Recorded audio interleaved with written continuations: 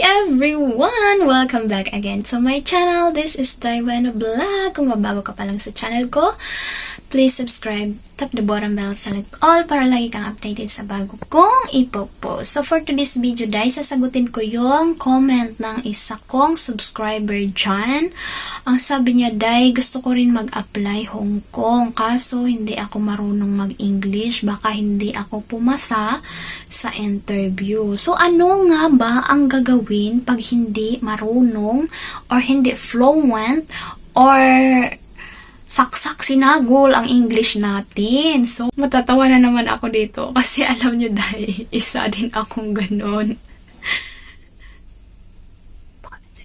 Baka dumating na yung mga amo ko. So, mabilisan lang to, Day. So, alam nyo, Day, ako din, Day, ganyan din ako, Day. Hindi ko akalain din na makakapasa ako sa interview. Kahit yung English ko is, isang word lang, hindi ko masentence. Kay wrong grammar, ganyan ako, Day. So, paano nga ba tayo pumasa sa interview? So, by my experience na lang ang i-share ko sa inyo. So, ganito lang naman ginawa ko, Day. So, ito ang mga gagawin nyo sa interview. So, sa mga first timer dyan na walang idea, hindi nyo pa talaga ma-imagine kung papasa ba kayo o hindi pag hindi nyo pa na-try. So, bigyan ko kayo, by my experience, bigyan ko kayo ng idea kung ano nga ba ang interview. Mga interview, ano ang gagawin sa interview. So, pagdating ko doon sa agency, Day, ako yung una. Siyempre, pumunta ako doon, Day, kay ako, ligawin talaga ako sa lugar, Day. Kaya, inagahan, alas 5 umalis na ako sa bahay. Din pa, kaya ang katwiran ko, maligaw man ako, may time pa din ako na makaabot sa interview. So, pumunta ako ng maaga doon, Day. So, nakaratang naman ako. Awa ni Lord, o diba?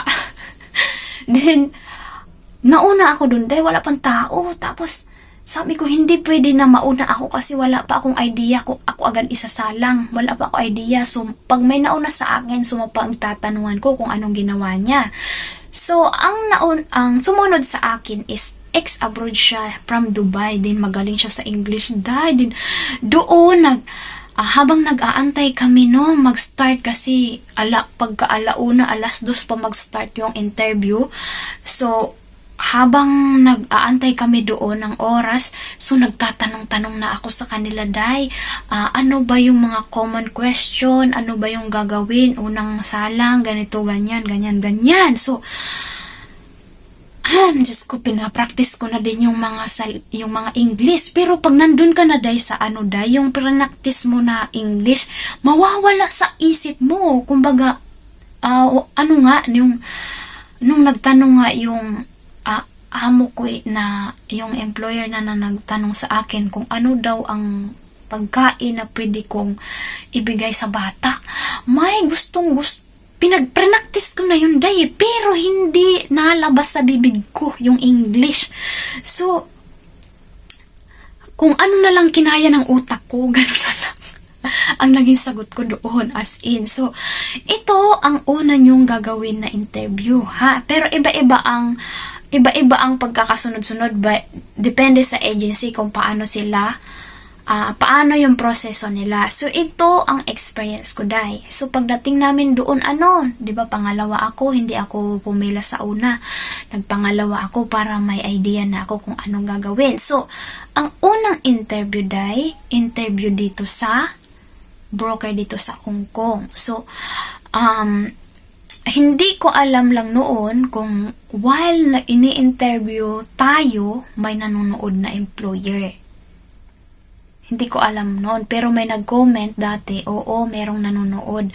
So, sa interview ng broker, Day, so pag hindi ka talagang yung English natin is barya-barya.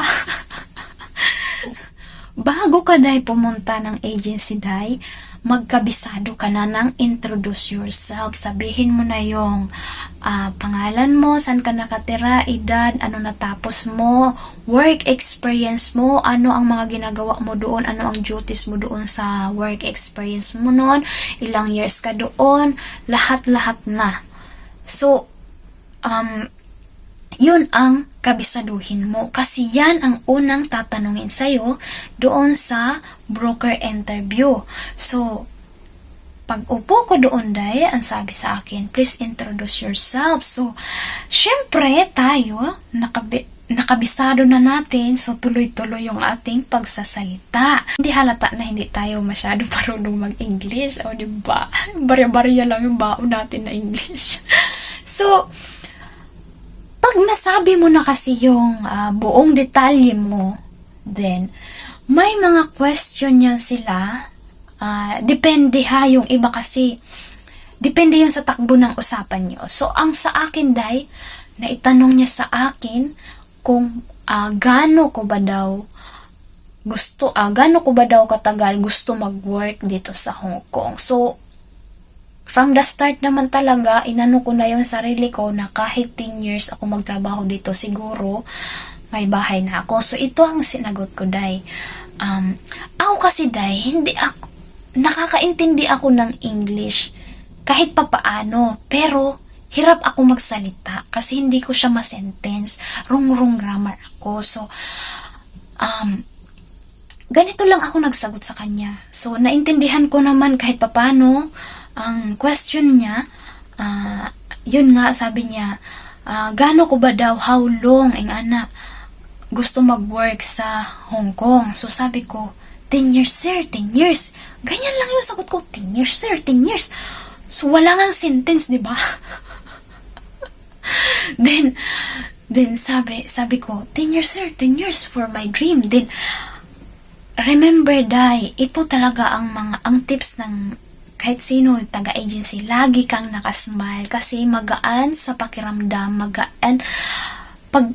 Imaginein mo, pag magkausap lang kayo, kumbaga, mas maganda kausap yung nakangiti kaysa kitang-kita mo yung kaba. So, yung kaba mo itago mo sa ngiti. Kahit yung ngiti mo is hilaw na, kumbaga kasi kinakain ka na ng kaba mo. So, sabi ko, for my 10 years, sir, 10 years, for my dream. Then, kasi, what is your dream? So, to build house and lot. Diba? Ganun yung sagot ko, day. So, ito, day, pag hindi tayo confident sa English natin, mahihiya tayo sa mga ito ako nahihiya ako kung ano ang sasabihin ng kabila na makakarinig ng English ko, baka pagtawanan nila ako. Kaya, hindi tayo natututo. Nadidistract tayo. So, tips ko sa inyo, pag habang ini-interview kayo, eye to eye, dapat may eye contact kayo nang nag-i-interview sa'yo. Bakit? Ito ang ginawa ko sa sarili ko, day. Talagang nakatingin lang ako sa kanya kay eye to eye talaga, din ngisi-ngisi ako, din iniiwasan ko na mapasulyap ako sa gilid, mapasulyap ako doon na baka mapasulyap ako sa gilid tapos tumatawa sila tapos iisipin ko tinatawanan na nila ako. Paano yung kausap ko? Paano yung nag-interview sa akin? So, hindi na ako mapopokus sa kanya. So, nawala na ako sa topic. So, ang ginawa ko day talaga, effective today, promise. Eye to eye contact ka din, wag walain yung smile mo. Yes sir, for my dream, sir. Ganun. Parang magkingkoy-kingkoy ka din doon. So, natatawa din siya, So, ang gaan ng usapan nyo, day. So, ganun lang. Kasi syempre, nandun na tayo, Diyos ko, day, yung kaba ko, day. Basta ang inisip mo, hindi ako titingin sa labas, hindi ako titingin sa gilid, kasi sa labas, kasi sa pinto lang kami nun eh. Then, video call lang kami sa labas, nandun na yung nag-aantay ng mga aplikante din. Masisulyapan mo yun, nakangisi, di madidistract ka na, hindi ka na nakapokus sa tanong nung kausap mo na nag-interview sa'yo. So, pagkatapos nun, day, kakausapin na kayo, din pagkatapos nyo lahat interviewin ng broker, kung ilan kayong pumila doon, then doon nyo din agad malaman kung may pumili ba sa inyo na amo. Then pag may pumick up sa'yo, din naswertehan ako nun, day, na pangatlo ako sa tinawag, day, na pangalawa ako sa tinawag na may may pumili sa akin na amo. So doon, day, galingan mo ulit, day. Galingan mo ulit, day. Paano galingan, day? Yung English ko, day. Diyos ko, ang grabe na yung kaba, day. Pero pag natapos ka na, day, interview, makahinga-hinga ka na, day. Tapos, ayun na, day, may pumili na, day. Another challenge na naman, day. So, nung nag-usap na kami ni amo, day, bulol, day. Hindi ko talaga maintindihan, day. Alam mo yung dulo na lang yung naintindihan ko sa salita niya. Yeah, it's okay to you. Basta pag narinig ko yung it's okay to you, 'di ba ang haba ng sentence niya, day. Tapos hindi clear sa ano ko sa ano ko, kaya hindi ko na-analyze kung ano talaga yung gusto niyang sabihin. Then ang naintindihan ko na lang it's okay to you. Kaya ang sagot ko na lang lagi, day, yes sir, it's okay to me. Mga ganyan na lang, day. Kaya wala kaming naging problema nung employer na nag-interview sa akin. Kaya puro na lang talaga ako, yes sir. So, then, may some question din sila, day, na bigyan ka ng, in case daw na nagluluto ka, then umiiyak yung bata, alin ang uunahin mo?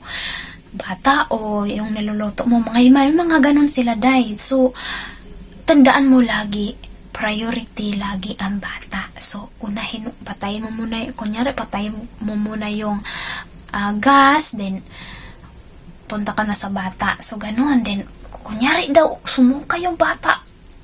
Alin ang uunahin mo? Suka o bata? So, bata pa rin talaga, day. So, lagi kayo magpe-prepare ng nursery song, day. Kay, ang sumunod sa akin, day, yung pangatlo, day, ex-abroad din yun siya, day, kakarating lang niya, day, pinakanta siya, day. So, hindi ako napakanta, day.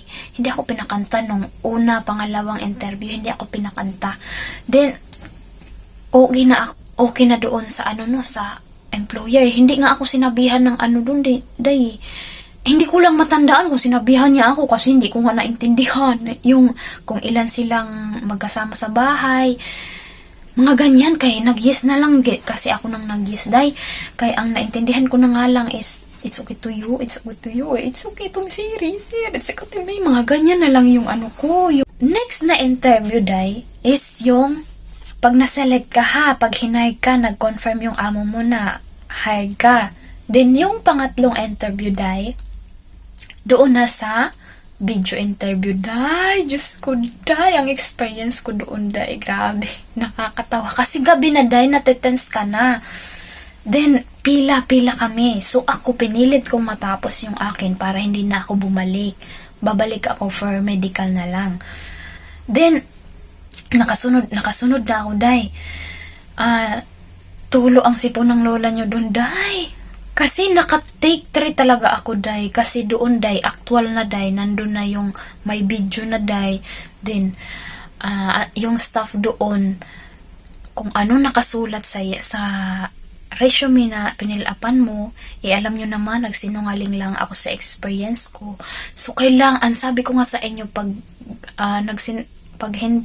nagsinungaling kayo, kung katulad ko na wala naman talaga akong experience, kailangan kabisado mo talaga kung ano ang year ka nag-start, anong year ka natapos, anong dahilan, kasi itatanong din yan doon.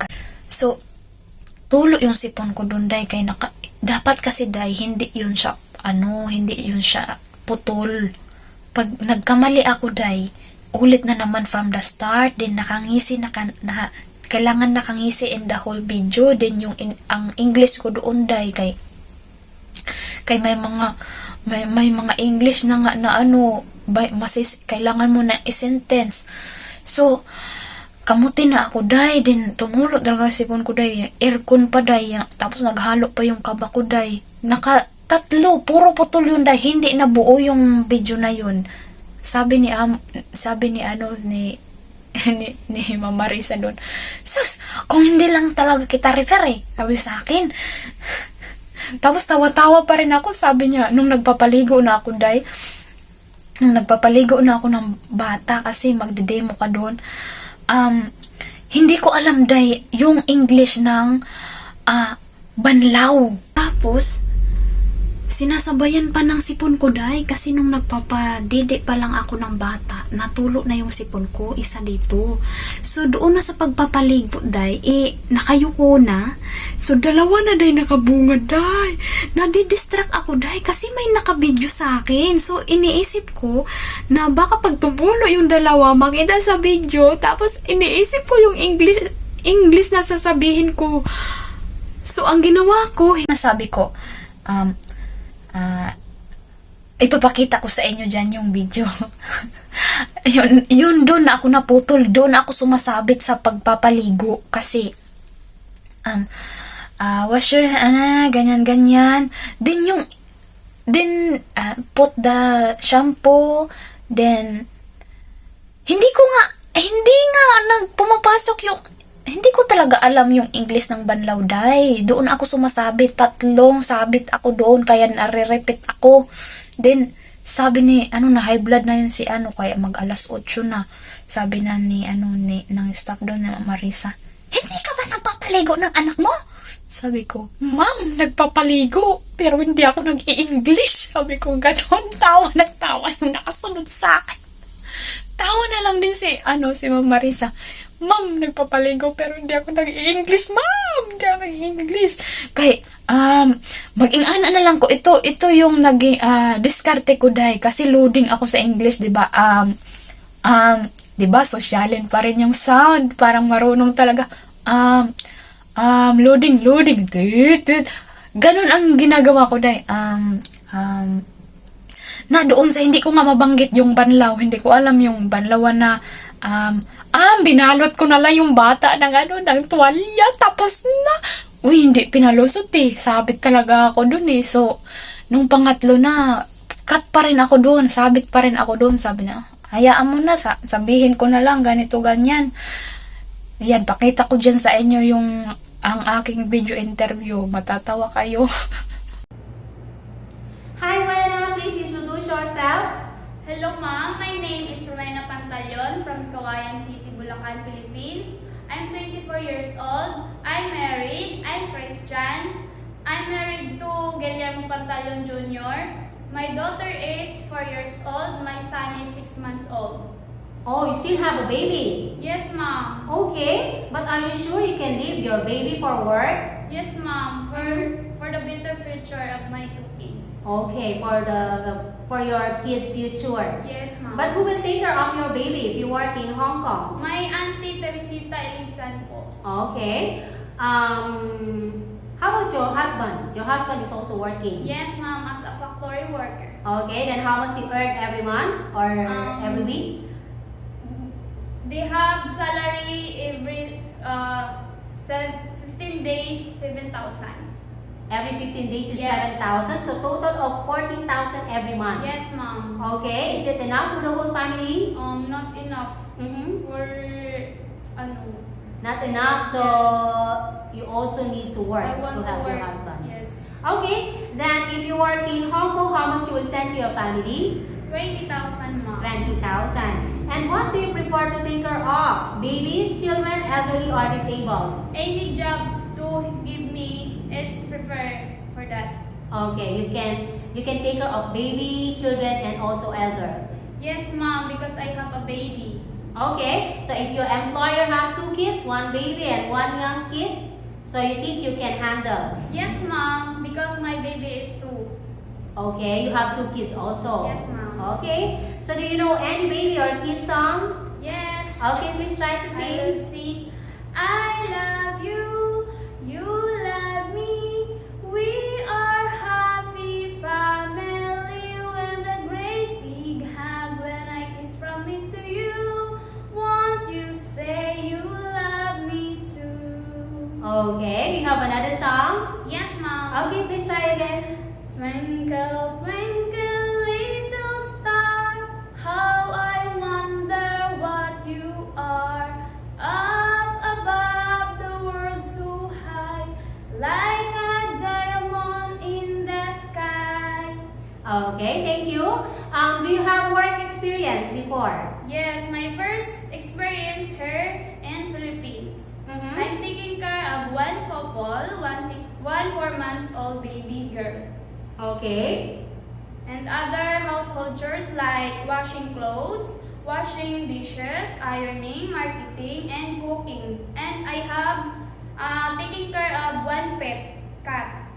Oh, I see. Okay. How long did you work here in the Philippines? I'm finished contract with 8 months extension. Mm-hmm. So 2 years and 8 months. Yes, ma'am. Okay. From what year to what year? May 2017 and to January 2020. Mm-hmm. Okay. So, what time you wake up and what time you sleep? I wake up at 5 a.m. and sleep at 9 p.m. Mm-hmm. So when you wake up in the morning, what is the first thing you do? I'm taking a bath myself Mhm. and prepare the breakfast for my employer. You prepare breakfast. Yes, Okay. Mm-hmm. But who takes care of the baby at night? Um, um, Who sleep with the baby at night? we're share. Oh, you take care of the baby at night. You share room Yes. with the baby. Yes, ma'am. Okay. But in the morning you prepare breakfast, right? Yes. So how's the baby? The baby is sleeping that Oh, time. okay. So if the baby is sleeping, then you prepare breakfast. Yes, ma'am. Okay. How about lunch and dinner? Do you also cook for lunch and dinner? Yes, ma'am. Okay. Do you think your cooking is good? Yes, ma'am. Wow. So your employer finishes their food every time you cook? Yes, ma'am. Wow. Okay. Have you tried cooking Chinese food before? No, it's only Filipino food. Filipino food only. Yes. But are you willing to learn how to cook Chinese food? I'm willing to learn. Okay, that's good. How about your day off? Do you have day off? I have once a month. Once a month only. Yes. Okay. How about do you know how to make milk? Yes, ma'am. Okay, please show me how. First of all, you must. This is the bottle is clean and sterilized. Okay. And put the milk and hot water here in the bottle. And you shake like this. And you try the temperature is good to feed the baby. Okay. Yes. Mm-hmm. Then, if you made a very hot milk, what will you do? I put the cold water. Mm-hmm. Then I check that if the water is the milk is You will put in a cold water. yes. Okay. So can you try to feed the baby? Okay. Make sure the baby is like this. Okay. And you feed the baby until he or she is full. Okay. So after feeding the baby, what will you do next? And you put her your shoulder Mm-hmm. and rub this gently until he birth. Until the baby gets birth. Baby for how long? How many minutes?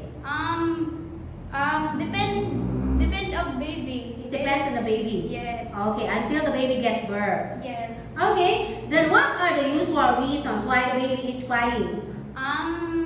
The baby's crying. Check the diaper Mhm. and check the baby's hungry Mhm. and not feeling well. Okay. So if the baby is not feeling well, then what will you do? Check the temperature of the baby. If Mhm. the temperature is 37 above, Mm-hmm.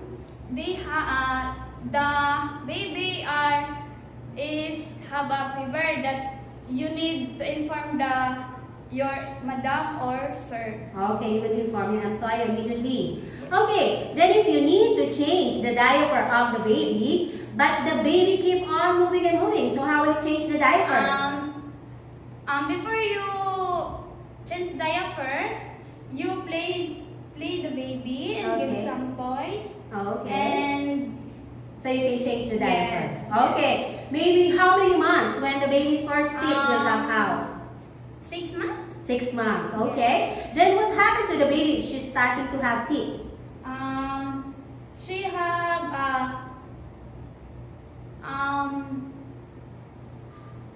Fever. Having fever? Yes. Then, what else? Pupu. The Yes. poop is Yes. not normal. Okay.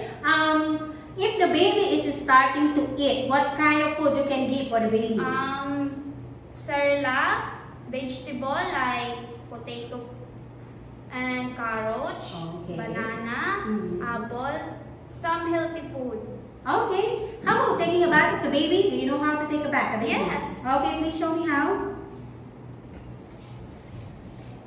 You first prepare the needs like diaper, clothes, and towel. Okay. And make sure that water is not too cold and not too hot. Okay.